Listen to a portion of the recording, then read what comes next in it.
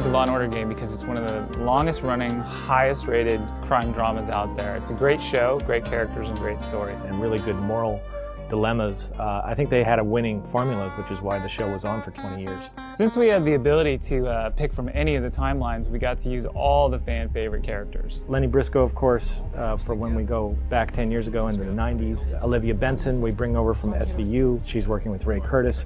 The cast from the past is Abby Carmichael, Jack McCoy. We have Cutter. Thank you, Detective.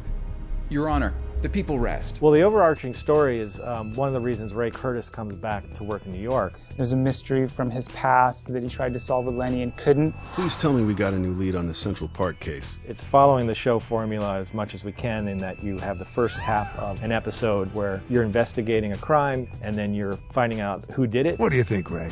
We got enough to arrest this guy? Once you get them, then it becomes a courtroom drama where you're going to try to prosecute these guys. There's often a moral decision involved. Is it right or is it wrong? An innocent girl gets killed. The cops pin the blame on this scumbag. The game has multiple endings, so depending on how you feel about the defendant, you know, whether you think he's a murderer or he killed someone in self-defense, you get to pick. The district attorney's office takes a dim view of rape and murder in our city, Mr. Baran. This is one of the first times I've worked on a game where you can actually lose the case. We find the defendant not guilty. That's not what affects your score. It's easy to play. You don't need to be a gamer to play it. It's very straightforward. The game is like playing an episode of the show, but you're totally driving the investigation. It's one of my favorite games that I've worked on because we really nailed the way it should feel for someone who loves the show and also wants to, be a part of it.